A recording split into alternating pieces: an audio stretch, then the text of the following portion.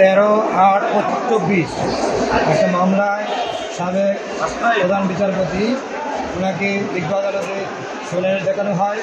বিজ্ঞ আদালত এই সাথে বক্তব্য শুনেন এবং শুনে মঞ্জুর করেন এবং পরবর্তী সময়ে 10 দিনের রিমান্ড চায়।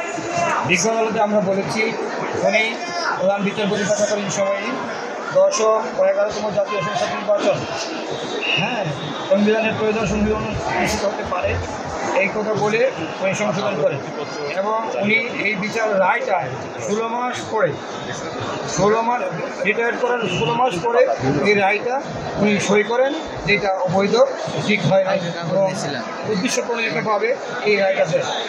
এই রায়ে মোজাম্মেল হোসেন, সাবেক প্রধান বিচারপতি মোজাম্মেল হোসেন, বিচারপতি সুরেন্দ্র সিনহা, সৈয়দ মাহমুদ হোসেন, এই 3 জন বিচারপতি ওনার রায়ে সমর্থন করেন।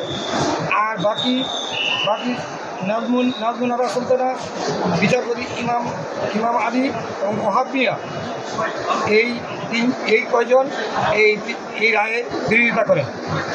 বিগত আমরা বলেছি যে ওনার এই রায়ের মাধ্যমে তত্ত্বাবধায়ক সরকার বাতিল হওয়ার কারণে আজকে বাংলাদেশে 15 বছর স্বৈরাচার শেখ হাসিনা উদ্ভব হয়েছিল।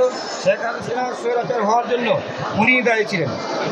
হত্যা, খুন এবং আয়নাঘর তৈরি হওয়া 5ই আগস্ট পর্যন্ত যে যতগুলো হত্যা হয়েছে সব ওনার বদলতে। আমরা বিজ্ঞপ্তি বলছি কার মাধ্যমে, কার ইশারায়, কোন দেশের ইশারায়, কার জন্য, কার পারপাস সার্ভ করার জন্য এই প্রধান বিচারপতি রায় দিয়েছিলেন, এটা আমরা বিজ্ঞ আদালতে বলেছি যে এটা উদ্ঘাটন করার জন্য 10 দিনের আয়ুষ সাহেবের প্রার্থীদের মধ্যে 10 দিনের রিমান্ডের প্রয়োজন।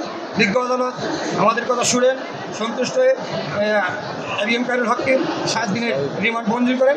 আয়ুষ সাহেবের কাছে 7 দিন রিমান্ড মঞ্জুর করে আয়ুষ সাহেবের হাত তুলে দেন।